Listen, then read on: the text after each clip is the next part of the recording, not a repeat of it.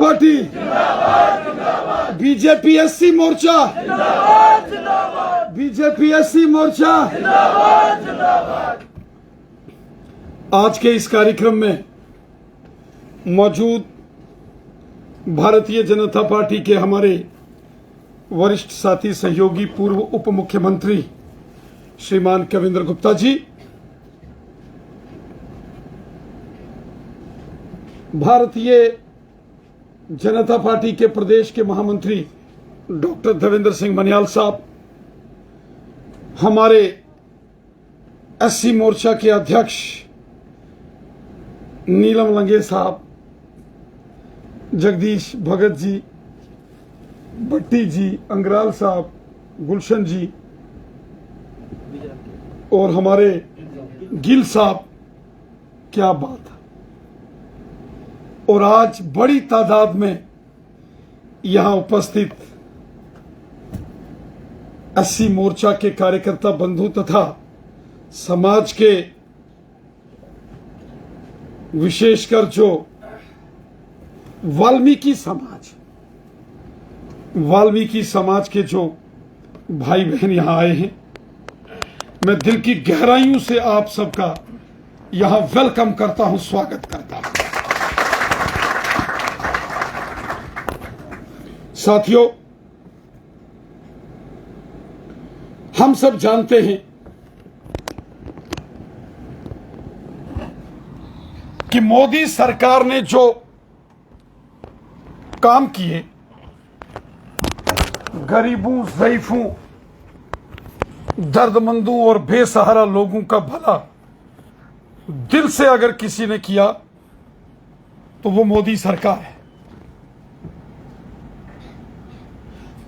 हम सब ने देखा कि जम्मू कश्मीर के अंदर 70 साल लोगों के साथ बहुत जुल्म हुए, इंसानी हकूकों की खिलाफ वर्जी हुई, इनजस्टिस हुआ, ह्यूमन राइट्स का वायलेशन हुआ।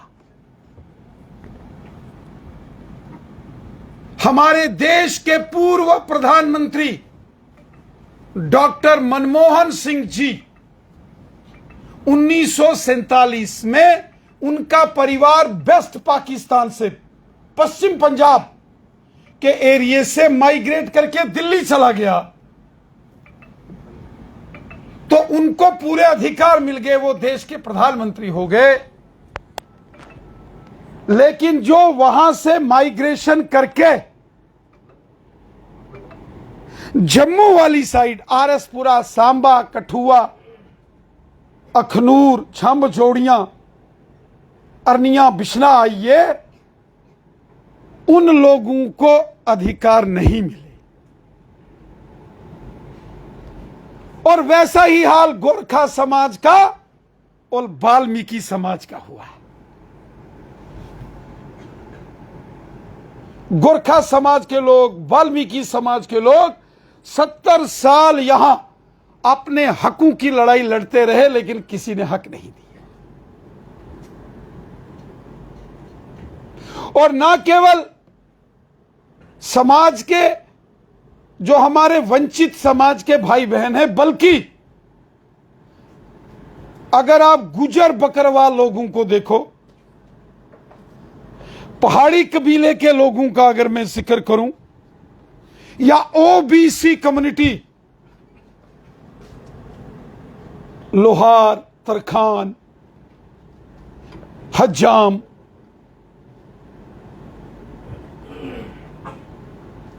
कुम्हार, तेली,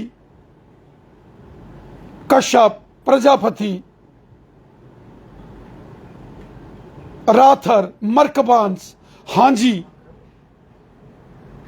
ऐसे कितने समाज के वर्ग हैं, 42 कास्टें हैं जो अपने हक और इंसाफ के लिए जद्दोजहद करती रही कि जो फैसिलिटीज, जो हक पूरे हिंदुस्तान में है वो जम्मू कश्मीर में लागू होना चाहिए।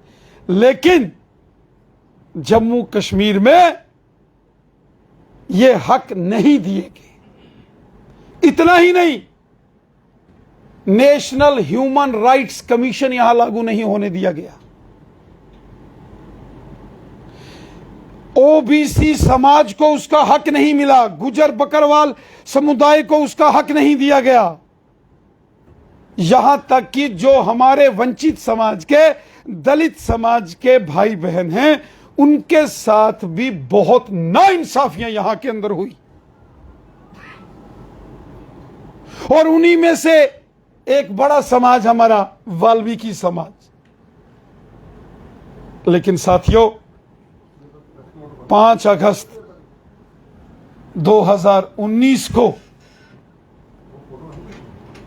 जब ये बड़ा फैसला लिया गया, वो इसीलिए लिया गया कि लोगों को हक मिलना चाहिए।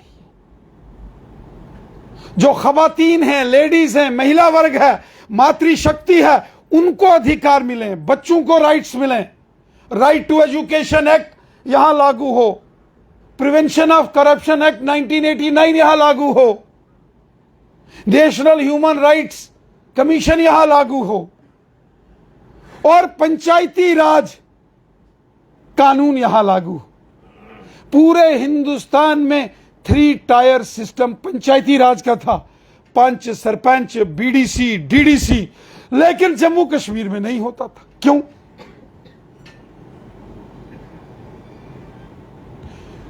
स्वर्गीय राजीव गांधी जी ने पार्लियामेंट के अंदर एक बार बोलते हुए यह कहा कि पंचायती राज सशक्तिकरण से लोकतंत्र मजबूत होगा। लेकिन उन्हीं की कांग्रेस पार्टी ने जम्मू कश्मीर के अंदर कभी पंचायती राज कानून को यहां ग्रास रूट लेवल पर लागू नहीं होने दिया। क्यों? साथियों, आज हमें इस बात की खुशी है कि समाज के हर वर्ग को उसके अधिकार उन्हें मिल रहे हैं।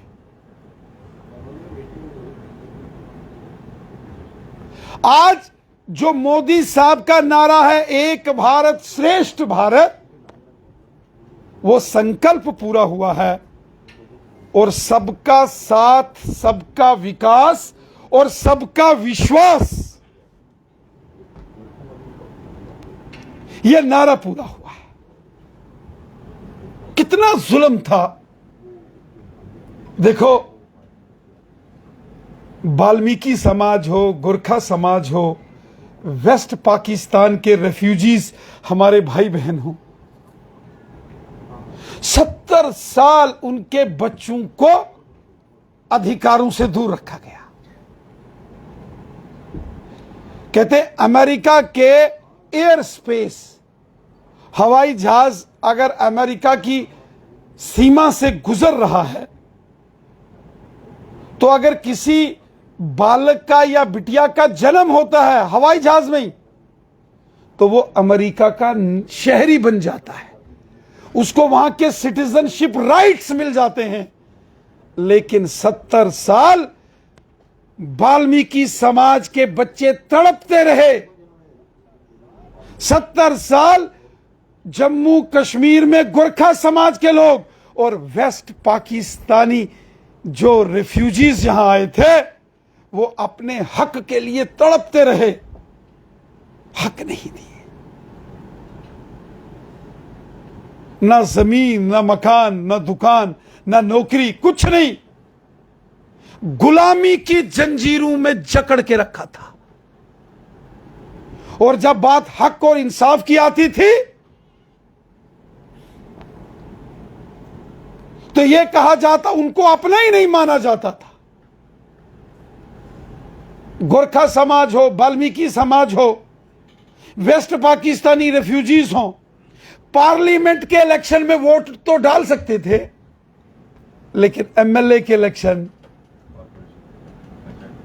पंचायतों के पंचों सरपंचों के इलेक्शन, म्युनिसिपल कमेटी के इलेक्शन, वोट नहीं डाल सकते थे। यह कैसा कानून था? 70 साल। और गोरखा समाज, वाल्मीकि समाज हो या वेस्ट पाकिस्तानी समाज के अधिकांश हमारे भाई बहन वो वंचित समाज से आते हैं, शेड्यूल कास्ट कम्युनिटी, दलित समाज से संबंध रखते हैं। उनको उनके अधिकारों से वंचित रखने वाले लोग आज डेमोक्रेसी की दुहाई देते हैं।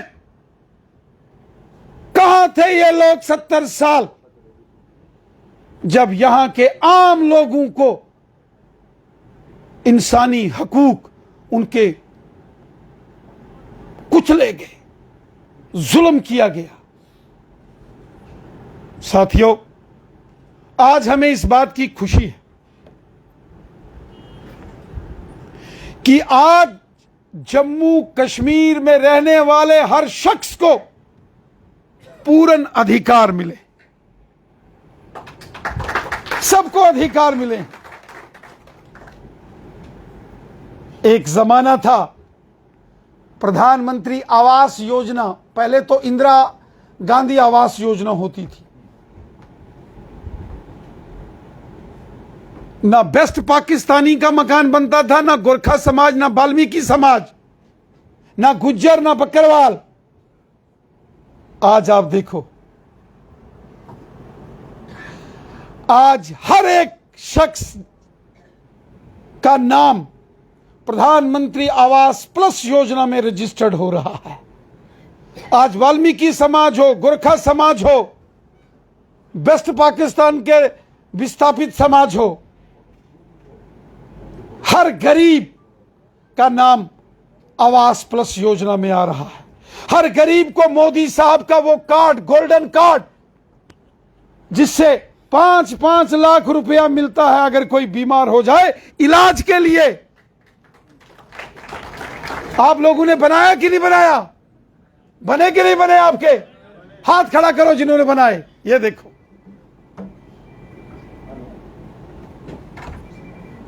5-5 लाख इलाज के लिए एक साल में मोदी साहब उस गोल्डन कार्ड से गरीब लोगों को पेंशन, किसानों के खाते में 6-6 हजार, स्कॉलरशिप स्कीम्स, SC/ST समाज के लिए स्कॉलरशिप बच्चों को, और इसके साथ साथ डेवलपमेंट, गांव गांव में हाईवे, सड़कें, स्कूल, हॉस्पिटल, बिजली, पानी। यह होता है सबका साथ, सबका विकास, सबका विश्वास। सबको साथ लेके काम किया, किसी के साथ कोई नाइंसाफी नहीं होगी। मोदी साहब जब बात करते हैं वो 140 करोड़ हिंदुस्तानियों की बात करते हैं, और यह हमारे लिए खुशनसीबी है कि मोदी साहब जैसा व्यक्ति आज हिंदुस्तान का प्राइम मिनिस्टर है और जिसका डंका पूरी दुनिया में बजता है, और जिन्होंने सबके साथ इंसाफ किया है,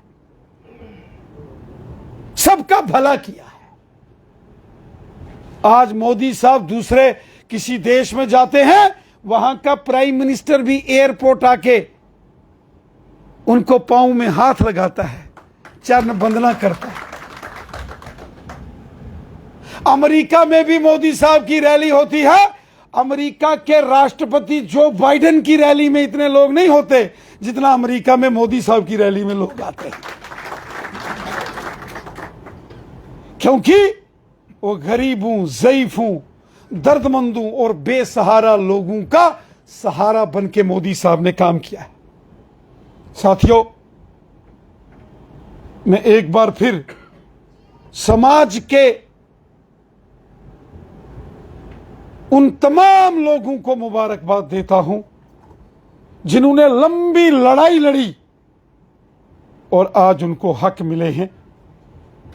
ये सब मोदी साहब की देन है, और मैं उम्मीद करता हूं आने वाले दिनों में जो भी सेंट्रल गवर्नमेंट, मोदी सरकार की जो जो पॉलिसीज होंगी, उसका फायदा आम लोगों को, गरीब लोगों को जनमानस तक पहुंचेगा और पहुंच भी रहा है।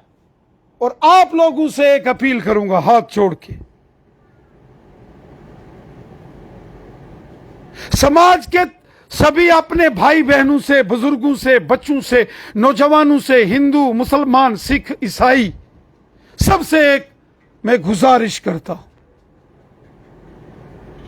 आने वाले 6-8 महीने में फिर से इलेक्शन है।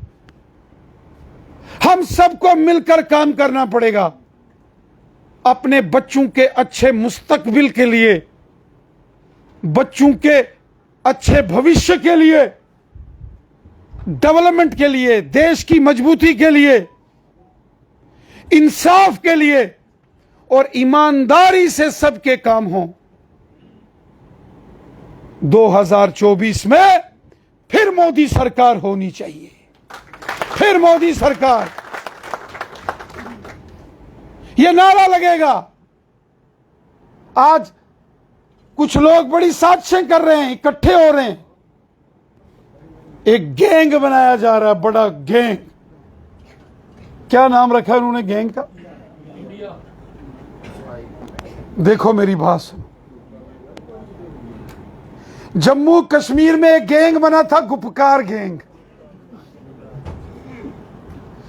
और आज पूरे देश में भी इस किस्म की ये साजिशें कर रहे हैं।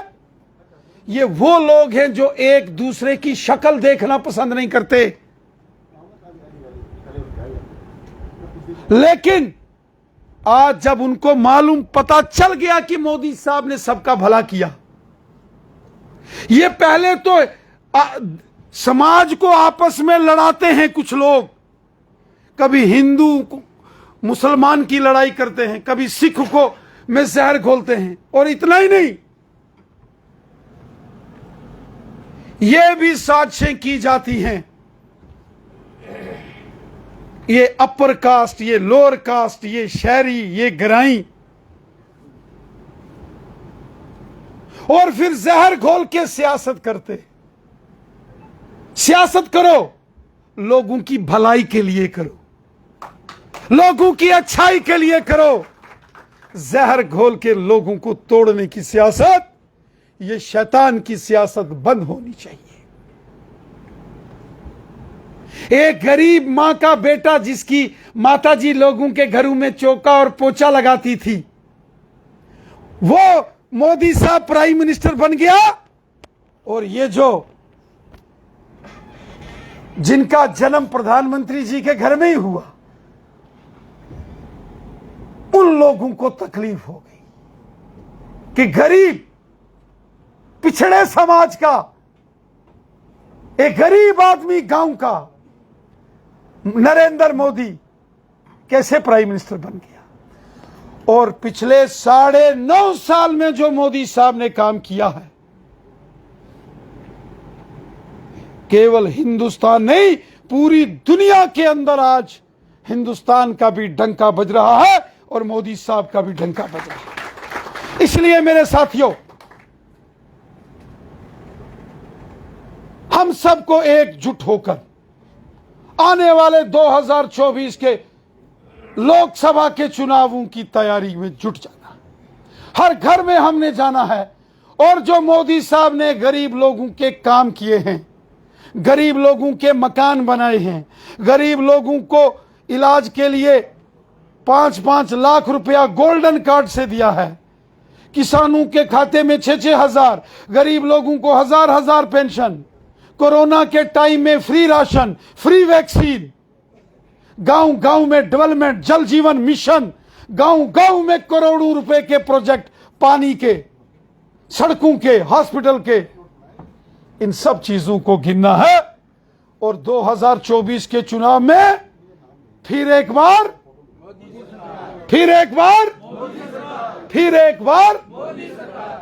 ये नारा लेकर, ये मिशन लेकर हर घर में हमने जाना है। आप सबका बहुत बहुत शुक्रिया। जय हिंद, जय भारत।